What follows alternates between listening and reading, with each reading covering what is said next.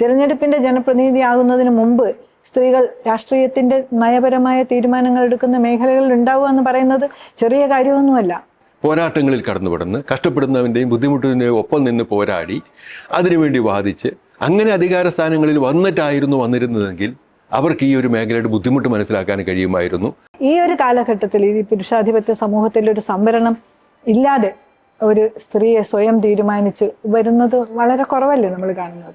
ഒരു രാഷ്ട്രീയ പ്രസ്ഥാനത്തിന്റെ ദേശീയ അധ്യക്ഷയായിട്ടൊരു സ്ത്രീ ഇരിക്കാൻ തുടങ്ങിയിട്ട് ഒത്തിരി കാലമായി. അതിന്റെ ഒരു ഗുണം ആ പാർട്ടിയിലെ സ്ഥാനാർത്ഥി നിർണയത്തിലോ അധികാര സ്ഥാനങ്ങളിൽ വരുന്നതിലോ കാണുന്നില്ല. ഏറ്റവും ശതമാനക്കണക്കിൽ ഏറ്റവും അധികം സ്ത്രീകളെ മത്സരിപ്പിച്ചിരിക്കുന്നത് CPI ആണ്. 25 സ്ഥാനാർത്ഥികളിൽ 5 പേർ വനിതകളാണ്. തിരഞ്ഞെടുപ്പ് രംഗത്തെ സ്ത്രീ പ്രാതിനിധ്യത്തെക്കുറിച്ച് ഒരു സംവാദമാകാമെന്നാണ് തോന്നുന്നത്. ഇന്ന് തമ്മിൽ എന്ന പരിപാടിയിൽ നമ്മൾ അത്തരം ഒരു വിശകലനത്തിലേക്ക് പോവുകയാണ്. എന്നോടൊപ്പം ജോർജ് തോമസ് ഉണ്ട്. നമ്മുടെ ഈ ആകെയുള്ളൊരു ചിത്രം, കേരളത്തിൽ ഇപ്പോൾ തിരഞ്ഞെടുപ്പ് രംഗത്ത് 420 പേരാണ് മത്സരിക്കുന്നത്. അതിൽ മത്സര രംഗത്തുള്ളത് 48 സ്ത്രീകൾ. 3 മുന്നണിയിലുമായി 48 സ്ത്രീകളാണ് മത്സരിക്കുന്നത്. അതായത് എനിക്ക് തോന്നുന്നു മൊത്തം ഒരു വരുന്ന ഈ അസംബ്ലിയിൽ വരുന്ന പ്രാതിനിധ്യത്തിൽ ഏതാണ്ട് 12% സ്ത്രീകളാണ് ജയിച്ചു വന്നാൽ അസംബ്ലിയിൽ ഉണ്ടാവുക. ഇത് നമുക്കറിയാം, തീർച്ചയായും ഇതൊരു വലിയ സംഖ്യയൊന്നുമല്ല. ഒരുപാട് ദൂരം പോകാനുണ്ട്.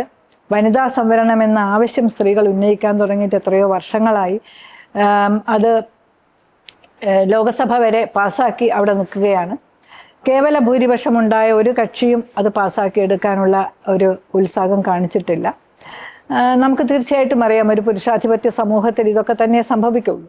പക്ഷേ ഉള്ളത് ഏതാണ്ട് ഇപ്പോൾ ഇടതുപക്ഷം എനിക്ക് തോന്നുന്നു 18 പേരെയാണ് മത്സരരംഗത്ത് ഇറങ്ങിയത്. അതിൽ തന്നെ ശതമാനക്കണക്കിൽ ഏറ്റവും അധികം സ്ത്രീകളെ മത്സരിപ്പിച്ചിരിക്കുന്നത് CPI ആണ്. 25 സ്ഥാനാർത്ഥികളിൽ 5 പേർ വനിതകളാണ്. പക്ഷേ ഇതുകൊണ്ടൊക്കെ നമ്മൾ തൃപ്തരാണ് സ്ത്രീകൾ എന്ന അവകാശമൊന്നും ഞങ്ങൾക്കില്ല. തൃപ്തരല്ല എന്ന് തന്നെയാണ് ബോധ്യമുണ്ട്. പക്ഷേ ഇത്രയും ശതമാനമെങ്കിലും സ്ത്രീകൾ വരുമ്പോഴുണ്ടാകുന്ന ഒരു രാഷ്ട്രീയ മാറ്റം, അതിനെക്കുറിച്ച് എന്താണ് നിങ്ങൾക്ക് പറയാനുള്ളത്? ഇതിനകത്ത് ഇപ്പോൾ 48 സ്ഥാനാർത്ഥികളുണ്ടെന്ന് പറഞ്ഞു. ഈ 48 സ്ഥാനാർത്ഥികളിൽ അവരവരുടെ പാർട്ടി കൃത്യമായി മുന്നണിക്കാരൊന്ന് അവലോകനം ചെയ്താൽ മനസ്സിലാവും ജയിക്കാൻ സാധ്യതയുള്ള സീറ്റുകളിൽ എത്ര സ്ത്രീകൾക്ക് കൊടുത്തു.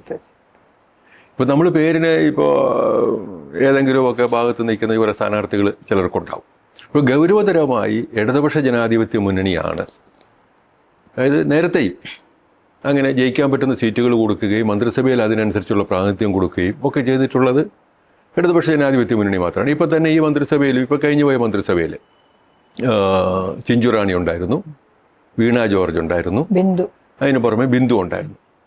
അത് 3 പേരുണ്ട്. ഇത്രയൊന്നും ഒരു പ്രാതിനിധ്യം ഇതിനു മുമ്പ് ഒരിക്കലും വന്നിട്ടില്ല. അപ്പോൾ ഗൗരവതരമായി സ്ത്രീ പ്രാതിനിധ്യം കൊണ്ടുവരുന്നതിന്, ഇപ്പോൾ സ്ത്രീകൾക്ക് പ്രാതിനിധ്യം വരേണ്ടത് ഒരു സംവരണത്തിൽ കൂടെ അല്ല. സംവരണത്തിന് ഞാൻ എതിർക്കുകയല്ല, അനുകൂലിക്കുന്നു, മറ്റു ഗതിയില്ല. പക്ഷേ യഥാർത്ഥത്തിൽ ഈ ഒരു സമൂഹത്തിലും ജീവിതത്തിലും സ്ത്രീകൾ വഹിക്കുന്നൊരു പങ്കുണ്ട്. ഏത് കുടുംബത്തിലാണ്, ഏത് വീട്ടിലാണ് അവിടുത്തെ കാര്യങ്ങളുടെ യഥാർത്ഥ മാനേജ്മെൻറ്റ് സ്ത്രീകളുടെ അല്ലാത്തത്? അപ്പം വീട് മാനേജ് ചെയ്യണമെങ്കിൽ, കുടുംബം മാനേജ് ചെയ്യണമെങ്കിൽ സ്ത്രീ വേണം. വളരെ കൃത്യമാണ്, നമുക്കത് എല്ലായിടത്തും കാണാം. പുറത്ത് സമ്മതിക്കാൻ പലരും തയ്യാറായില്ല എന്ന് വരുമായിരിക്കും, പക്ഷേ അങ്ങനെയാണ് ചെയ്യുന്നതെന്നറിയാം. പക്ഷേ ഒരു രാജ്യത്തിൻ്റെ കാര്യങ്ങൾ തീരുമാനിക്കുന്നിടത്ത്, സംസ്ഥാനത്തിൻ്റെ കാര്യങ്ങൾ തീരുമാനിക്കുന്നിടത്ത്, അധികാരത്തിൻ്റെ കേന്ദ്രങ്ങളിൽ അവിടെയൊക്കെ സ്ത്രീകളെ മനഃപൂർവ്വമായി മാറ്റി നിർത്തപ്പെടുന്നു എന്ന് തോന്നുന്ന രീതിയിലേക്ക് കാര്യങ്ങൾ നീങ്ങുന്നുണ്ട്. അത് എനിക്ക് തോന്നുന്നത് പലപ്പോഴും കയ്യിലിരിക്കുന്ന വിട്ടുകൊടുക്കാൻ മടി കാണിക്കുന്ന രാഷ്ട്രീയ നേതൃത്വത്തിൻ്റെയാണ്. അതിൽ ഒരു സംശയമൊന്നുമില്ല അക്കാര്യത്തിൽ. ഇപ്പോൾ ഈ പറഞ്ഞിരിക്കുന്ന ഒരു കണക്കിൽ ഇപ്പോൾ CPI 20% സീറ്റുകൾ കൊടുത്തു. 20% സീറ്റുകൾ കൊടുത്തു എന്ന് മാത്രമല്ല, അത് എല്ലാം തന്നെ വിന്നിങ് ചാൻസ് ഉള്ള സീറ്റുകളിലാണ്, അല്ലാണ്ട് വെറുതെ ഉള്ള സീറ്റുകളിൽ അല്ലെങ്കിൽ നമുക്ക് ചാൻസ് എടുക്കുന്ന സീറ്റുകളിലല്ല. വിന്നിങ് ചാൻസ് ഉള്ള സീറ്റുകളിൽ സ്ത്രീകളെ നിർത്തിയിട്ട് നിൽക്കുന്നൊരു പാർട്ടി CPI ആണ്. ഇടതുപക്ഷവും കൂടുതൽ പൊതുവിൽ അങ്ങനെ കൊടുക്കുന്നുണ്ട്. അപ്പോൾ അങ്ങനെയൊക്കെ നമ്മൾ കൊണ്ടുവരുന്നതിന് പുറമെ ജീവിതത്തിൽ, നമ്മുടെ ഒരു രാഷ്ട്രീയത്തിൽ അല്ലെങ്കിൽ ഒരു പൊതുധാരയിൽ അതിൽ സ്ത്രീകൾക്ക് എന്ത് പങ്ക് കൊണ്ടുവരാൻ പറ്റും എന്നുള്ളതിനെ പറ്റി ആലോചിക്കും. അപ്പോൾ ഇത് കേവലമായ ഒരു റെപ്രസെൻറ്റേഷൻ മാത്രം. അപ്പോൾ എനിക്ക് തോന്നിയിട്ടുണ്ട് കേരളം മറ്റ് പ്രദേശങ്ങൾക്ക് മാതൃകയാവുന്ന ഒരു സംവിധാനവും മൂവ്മെൻറ്റിനും സാക്ഷ്യം വഹിച്ചവരാണ്. ഇപ്പോൾ നമ്മളിവിടെ വേറൊരു സ്ഥലത്ത് നമ്മൾ ചെന്നാലും കാണത്തില്ല കുടുംബശ്രീ പോലത്തെ ഒരു സംവിധാനം. ഇപ്പോൾ 25 വർഷം പൂർത്തിയാകുന്നു. ആ 25 വർഷം പൂർത്തിയാകുമ്പോൾ 45 ലക്ഷം അംഗങ്ങളാണ് കുടുംബശ്രീക്കുള്ളത്. ആ കുടുംബശ്രീ ഇവിടുത്തെ ജീവിതത്തിൻ്റെ ഒരു വലിയ ഭാഗമായി കഴിഞ്ഞു. നമ്മുടെ സാമൂഹിക ജീവിതത്തിൻ്റെ, നമ്മുടെ പൊതുജീവിതത്തിൻ്റെ അതിൽ പങ്കുവഹിക്കുന്ന സ്ത്രീകളുടെ എണ്ണം 45 ലക്ഷമെന്ന് പറയുന്നത്, ആ 45 ലക്ഷം സ്ത്രീകൾ ഇടപെടുകയും അവർ വരുമാനം ഉണ്ടാക്കുകയും അവർ വീട് നിലനിർത്തി പോവുകയും ചെയ്യുന്ന ഒത്തിരി സ്ഥലങ്ങളുണ്ട്. അപ്പോൾ ആ രീതിയിലേക്ക് ഇതിനെ മാറ്റാൻ കഴിയുന്നു. അത് ഒരു ചെറിയ പങ്കല്ല.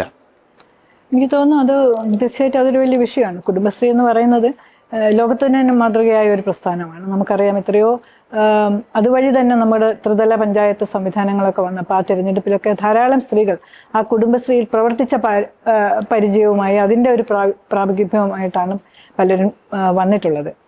ഇതിനകത്തുള്ളൊരു വിഷയം എന്ന് വെച്ചാൽ എനിക്ക് തോന്നുന്നു ഈ കുടുംബത്തിനകത്തുള്ളത് തീർച്ചയായിട്ടും കുടുംബത്തിനകത്ത് എത്രത്തോളം ജനാധിപത്യമുണ്ട്, അവിടെ എത്രത്തോളം സ്ത്രീകൾ വലിയ പങ്ക് വഹിക്കുന്നുണ്ടാകും. പക്ഷേ വളരെ ഒരു ആശ്വാസമായ ഒരു അന്തരീക്ഷമാണ് കുടുംബങ്ങളിൽ നിന്ന് നമുക്ക് തോന്നുന്നില്ല. അവിടുത്തെ ജനാധിപത്യമൊക്കെ ചർച്ച ചെയ്യേണ്ട വിഷയമാണ്. എങ്കിൽ പോലും രാഷ്ട്രീയത്തിൽ വരുമ്പോൾ അതല്ല. രാഷ്ട്രീയത്തിൽ വരുമ്പോഴുള്ളൊരു വിഷയം എന്ന് പറയുന്നത് ധാരാളം നിയമനിർമ്മാണ സഭകളാണ്. ആ സഭകളിൽ തീരുമാനമെടുക്കേണ്ട ബോഡികളിൽ സ്ത്രീകൾ വരിക എന്നുള്ളത് ശരിക്കും അത് അങ്ങനെ വരുമ്പോൾ മാത്രമാണ് നമ്മൾ പ്രതീക്ഷിക്കുന്ന തരത്തിലുള്ള വലിയ മാറ്റങ്ങൾ രാഷ്ട്രീയ രംഗത്തുണ്ടാവുക. ഒരു അവകാശം എന്നതിലുപരി ഒരു തുല്യതയുടെ ഒരു പ്രശ്നവും കൂടിയാണ്. സ്ത്രീകൾക്ക് രാഷ്ട്രീയം നന്നായി സംസാരിക്കുന്ന സ്ത്രീകളുണ്ട്, രാഷ്ട്രീയം കൈകാര്യം ചെയ്യുന്ന സ്ത്രീകളുണ്ട്, രാഷ്ട്രീയ ബോധ്യമുള്ള സ്ത്രീകളുണ്ട്. പക്ഷെ പലപ്പോഴും ഒരു തിരഞ്ഞെടുപ്പ് രംഗത്തേക്ക് വരുമ്പോൾ നമ്മൾ കാണുന്നത് ഇപ്പം ഇടതുപക്ഷം അതിൽ നിന്ന് വളരെ വ്യത്യസ്തമാണ്. നമ്മൾ നിർത്തിയ സ്ഥാനാർത്ഥികളെല്ലാം തന്നെ എല്ലാ ഘട്ടങ്ങളിലും ഏതെങ്കിലും മേഖലകളിൽ സ്ത്രീകളോടൊപ്പം നിന്നിട്ടുള്ള, രാഷ്ട്രീയ പ്രവർത്തനം നടത്തിയിട്ടുള്ള, അല്ലെങ്കിൽ അതുമായി ബന്ധപ്പെട്ട ബഹുജന സംഘടനകളിൽ പ്രവർത്തിച്ച സ്ത്രീകൾ, അങ്ങനെ ഒരു ദിശാബോധമുള്ള, രാഷ്ട്രീയ ബോധമുള്ള സ്ത്രീകളാണ് വന്നിരിക്കുന്നത്.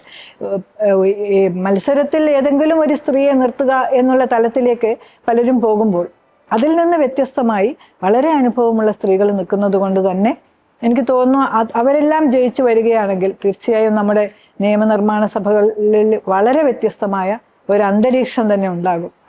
അത് ഒരു വലിയ ഘടകമായിട്ട് ഇത് വ്യക്തമാണല്ലോ.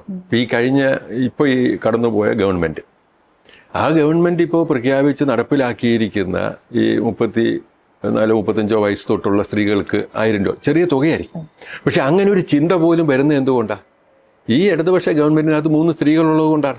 അപ്പോൾ അധികാരത്തിൻ്റെ ശ്രേണികളിൽ, അധികാര സ്ഥാനങ്ങളിൽ ആരിയ്ക്കുന്നു എന്നുള്ളത് പൊതുവായ നയരൂപീകരണത്തിനകത്ത് ഒരു വലിയ പങ്ക് വഹിക്കും. അപ്പോൾ അത് ആരെങ്കിലും ഇരുന്നാലും പോരെ. ഇപ്പോൾ സ്ത്രീ വരിക എന്ന് പറഞ്ഞ പോലെ, മുമ്പേ പറഞ്ഞ പോലെ ഒരു ഓർണമെൻ്റലായിട്ട് വരുന്ന ആളുകൾ വന്നിട്ട് കാര്യമില്ല. അപ്പോൾ ആ കാര്യത്തിൽ ഗീത പറഞ്ഞ വളരെ പ്രധാനപ്പെട്ട, ഇപ്പോൾ കുടുംബശ്രീ പോലെയുള്ള മേഖലകളിൽ പ്രവർത്തിച്ച് ജനജീവിതവുമായിട്ടുള്ള അനുഭവങ്ങളിൽ ഇടപഴകി അതിനോടൊപ്പം അതിൽ നിന്ന് ആർജിക്കുന്ന ലീഡർഷിപ്പ് ക്വാളിറ്റി അങ്ങനെ വരും. അത് കുടുംബശ്രീ മാത്രമല്ല, ഇപ്പോൾ ഗീത തന്നെ വന്ന് വിദ്യാർത്ഥി പ്രസ്ഥാനത്തിൽ കൂടിയാണ്. 70കളുടെ അവസാനത്തിൽ ഞാൻ ഗീതയെ വിദ്യാർത്ഥി രംഗത്ത് കാണുന്നുണ്ട്. അങ്ങനെ വിദ്യാർത്ഥി പ്രസ്ഥാനങ്ങളിൽ ശക്തമായി പ്രവർത്തിക്കാൻ ഈ ഇടതുപക്ഷ സംഘടനകളിലല്ലാതെ പലപ്പോഴും സ്ത്രീകൾക്ക് കഴിയാറില്ല. അവിടെ മറ്റു പല പ്രശ്നങ്ങളും ഉണ്ടാകുന്നത് നമ്മൾ സാക്ഷ്യം വഹിച്ചുകൊണ്ടിരിക്കുന്ന ഒരു കാലമാണിത്. അത് ഓർക്കണം. ആക്ഷേപങ്ങൾ വശം പോലെ വരുന്നുണ്ട്. പക്ഷേ ആക്ഷേപങ്ങൾ വരുന്നതുകൊണ്ട് മാറി നിൽക്കേണ്ട ആളുകളാണ് സ്ത്രീകളെന്നുള്ള അഭിപ്രായത്തിലല്ല ഞാൻ പറയുന്നത്. പക്ഷേ ഇടതുപക്ഷ മേഖലകളിൽ സ്ത്രീകൾക്ക് കൂടുതൽ നേതൃത്വപരമായൊരു പങ്ക് വരുന്നുണ്ട്. അതുകൊണ്ട് തന്നെയാണ് ഇപ്പോൾ നിയമസഭയിലേക്ക് വരുമ്പോഴും മന്ത്രിസഭയിൽ വരുമ്പോഴും അവർക്ക് വരുന്നത്. അങ്ങനെ വന്നാലത്തെ ഗുണമാണ് ഞാൻ പറഞ്ഞത്. ഇപ്പോൾ ഈ ഒരു തീരുമാനം വന്നു, അല്ലെങ്കിൽ അതുപോലെ അവശരായിട്ട് നിൽക്കുന്ന ആളുകളുടെ കാര്യത്തിലെ തീരുമാനങ്ങൾ, അത് വേണമെന്ന് തോന്നുന്നത് ഇപ്പോൾ സമൂഹത്തിൽ സ്ത്രീകളുടെ ഒരു 52% എന്നുള്ളത് കൊണ്ടല്ല. യഥാർത്ഥത്തിൽ ജീവിതത്തിൻ്റെ എല്ലാ ബുദ്ധിമുട്ടുകളെയും അതിൻ്റെ പ്രശ്നങ്ങളെയും അതിൻ്റെ ഉൾത്തുടിപ്പുകളെയും ഉൾക്കൊള്ളാൻ സ്ത്രീക്ക് കഴിയുന്നത് പോലെ പുരുഷന് പലപ്പോഴും കഴിയാറില്ല എന്നുള്ളൊരു സത്യമാണ്. പക്ഷെ അതിനനുസരിച്ചുള്ള അംഗീകാരമില്ല എന്നുള്ളതിനെപ്പറ്റി എനിക്കൊരു സംശയമില്ല. എനിക്ക് തോന്നുന്നു ഇത് ശരിക്കും ആരംഭിക്കേണ്ടത് രാഷ്ട്രീയ പ്രസ്ഥാനങ്ങളിൽ തന്നെയാണ്. ഇപ്പോൾ രാഷ്ട്രീയ പാർട്ടികളെ നമ്മൾ എടുത്തു നോക്കിയാൽ നിർണായകമായ തീരുമാനമെടുക്കുന്ന ബോഡികളിൽ സ്ത്രീകളുടെ പ്രാതിനിധ്യം പലപ്പോഴും കുറവാണ്. സാവി ചൂണ്ടിക്കാണിച്ചതുപോലെ വളരെ ഓർണമെൻ്റലായിട്ടാണ് സ്ത്രീകളെ പലപ്പോഴും കാണുന്നത്. പക്ഷേ അതിന് ഒരു മാറ്റം വരിക, എന്ന് പറയുന്നിടത്ത് മാത്രമേ നമുക്ക് ഇതൊരു വലിയ പ്രോസസ്സാണ്. പെട്ടെന്ന് തിരഞ്ഞെടുപ്പിൽ ഒരു സ്ത്രീ വരിക എന്നുള്ളതിനേക്കാൾ അതിന് രാഷ്ട്രീയ തീരുമാനങ്ങൾ എടുക്കുന്ന ബോഡികളിൽ തന്നെ സ്ത്രീകൾ ഉണ്ടാവുക, നയപരമായ കാര്യങ്ങൾ എടുക്കുന്ന മേഖലകളിൽ സ്ത്രീകൾ ഉണ്ടാവുക. അപ്പോൾ അങ്ങനെ വരുമ്പോഴാണ് അതിൻ്റെ ഏറ്റവും വലിയൊരു കൾമിനേഷൻ പോലെയാണ് വാസ്തവത്തിൽ തിരഞ്ഞെടുപ്പ് വരുന്നത്. തിരഞ്ഞെടുപ്പിൻ്റെ ജനപ്രതിനിധിയാകുന്നതിന് മുമ്പ് സ്ത്രീകൾ രാഷ്ട്രീയത്തിൻ്റെ നയപരമായ തീരുമാനങ്ങൾ എടുക്കുന്ന മേഖലകളിൽ ഉണ്ടാവുക എന്ന് പറയുന്നത് ചെറിയ കാര്യമൊന്നുമല്ല. ഇപ്പം കുറേ പുരുഷന്മാർ ചേർന്ന് സ്ഥാനാർത്ഥികളെ തീരുമാനിക്കുന്നു. അവിടെ സ്ത്രീകൾ വേണമെന്നുള്ളത് ഒരു സംവരണമോ എന്തെങ്കിലും ഉണ്ടെങ്കിൽ ഒരു പക്ഷെ ആലോചിക്കും. അല്ലെങ്കിൽ ഇപ്പം ഇടതുപക്ഷ പാർട്ടികൾ ഒരു മാതൃക കാണിച്ചുകൊണ്ട് പല മേഖലകളിലും സ്വന്തമായിട്ട് സ്ഥാനാർത്ഥികളെ പല മണ്ഡലങ്ങളിൽ നിർത്തുന്നു. പക്ഷെ അത് സംഭവിക്കണമെന്നില്ല എപ്പോഴും. അതുകൊണ്ടാണ് നമ്മൾ സംവരണത്തിന് ആവശ്യപ്പെട്ടത്. സംവരണം എന്ന് പറയുന്നത് തീർച്ചയായിട്ടും ഈ ഒരു കാലഘട്ടത്തിൽ ഈ പുരുഷാധിപത്യ സമൂഹത്തിൽ ഒരു സംവരണം ഇല്ലാതെ ഒരു സ്ത്രീയെ സ്വയം തീരുമാനിച്ച് വരുന്നത് വളരെ കുറവല്ലേ നമ്മൾ കാണുന്നത്. അതെ, പക്ഷെ അതിൻ്റെ കൂടെ വേറൊരു കാര്യം ഇപ്പം ഗീത പറഞ്ഞുകൊണ്ട് ഞാൻ പറയാം, ഒരു രാഷ്ട്രീയ പ്രസ്ഥാനത്തിന് ദേശീയ അധ്യക്ഷയായിട്ടൊരു സ്ത്രീ ഇരിക്കാൻ തുടങ്ങിയിട്ട് ഒത്തിരി കാലമായി. അതെ, പക്ഷേ അതിൻ്റെ ഒരു ഗുണം ആ പാർട്ടിയിലെ സ്ഥാനാർത്ഥി നിർണയത്തിലോ അധികാര സ്ഥാനങ്ങളിൽ വരുന്നതിലോ കാണുന്നില്ല. അവിടെയാണ് വ്യത്യാസം. ഇപ്പോൾ ഒരു സ്ത്രീ ഇരിക്കുന്നു എന്ന് മാത്രമല്ല, അവരൊരു പൊതുരംഗത്തൂടെ കടന്നു വന്നിരുന്നവരായിരുന്നെങ്കിൽ, അവരൊരു ജനാധിപത്യ സംവിധാനത്തിലെ എല്ലാ പ്രോസസ്സിലൂടെയും കടന്നു വന്ന് പോരാട്ടങ്ങളിൽ കടന്നുപെടുന്ന് കഷ്ടപ്പെടുന്നവൻ്റെയും ബുദ്ധിമുട്ടിൻ്റെയും ഒപ്പം നിന്ന് പോരാടി അതിനുവേണ്ടി വാദിച്ച് അങ്ങനെ അധികാര സ്ഥാനങ്ങളിൽ വന്നിരുന്നതെങ്കിൽ അവർക്ക് ഈ ഒരു മേഖലയുടെ ബുദ്ധിമുട്ട് മനസ്സിലാക്കാൻ കഴിയുമായിരുന്നു, സ്ത്രീകൾക്ക് കൊടുക്കേണ്ട പ്രാതിനിധ്യം. അപ്പം അങ്ങനെ ഒരാൾ വന്നാൽ മാത്രം പോരാ. അതുകൊണ്ട് നേരത്തെ പറഞ്ഞാണ് വളരെ പ്രസക്തം. സ്ത്രീകളാണെങ്കിലും ആരാണെങ്കിലും ഏത് മേഖലയിൽ നിന്ന് വരുന്നവരും ഈ ജനജീവിതത്തിൻ്റെ ബുദ്ധിമുട്ടുകളെ മനസ്സിലാക്കി അവിടുത്തെ നിലനിൽപ്പിന് വേണ്ടിയിട്ടുള്ള പോരാട്ടങ്ങളിലെങ്കിലും കുറഞ്ഞ പക്ഷം നിന്ന് അങ്ങനെ കടന്നു വരുന്ന സ്ത്രീകൾ അവിടെയാണ് വളരെ കൃത്യമാണ്. ഇടതുപക്ഷങ്ങൾ മാത്രമാണ് അങ്ങനെ സ്ത്രീകൾക്ക് എന്തെങ്കിലും ഒരു പ്രാതിനിധ്യം കൊടുക്കുന്നതും അധികാരത്തിൻ്റെ സ്ഥാനങ്ങളിൽ ഇടനാഴികളിലല്ല, കൃത്യമായി അധികാര കേന്ദ്രങ്ങളിൽ തന്നെ സ്ത്രീകൾക്ക് പ്രാതിനിധ്യം. അത് മതിയായി എന്നൊരു അഭിപ്രായമല്ല ഞാൻ പറയുന്നത്, അത് പോരാ, ഇനിയും കൂടണം. പക്ഷേ ഒരു ചെറിയ ചുവടുവെപ്പെങ്കിലും ഈ നിയമസഭാ തെരഞ്ഞെടുപ്പിലെ സ്ഥാനാർത്ഥി നിർണയത്തിനകത്ത് വന്നിട്ടുണ്ട്. അത് വളരെ കൂടുതൽ കൊണ്ടുവന്ന് ഒരു തുല്യത, നേരത്തെ ഗീത പറഞ്ഞത് ശരിയാണ്, ഇവിടെ തുല്യതയാണ് വേണ്ടത്, സംവരണമല്ല തുല്യത തന്നെയാണ് വരേണ്ടത്. ആ ഒരു തുല്യത, ആ ഒരു ജെൻഡർ ഇക്വാളിറ്റി, അത് നമ്മുടെ കാലഘട്ടത്തിൽ അത് കൊണ്ടുവരാൻ കഴിഞ്ഞിരുന്നെങ്കിൽ എന്ന് ആശിക്കുന്ന ഒരാളാണ് ഞാൻ. തീർച്ചയായും അതിനുള്ള ഒരു എന്താ പറയുക, ഇനി വരുന്ന തിരഞ്ഞെടുപ്പ് മാത്രമല്ല, ഇനി വരുന്ന രാഷ്ട്രീയ രംഗങ്ങളിൽ തന്നെ അത്തരത്തിലുള്ള പ്രകടമായ മാറ്റം സംഭവിക്കട്ടെ എന്ന് നമുക്ക് പ്രതീക്ഷിക്കാം.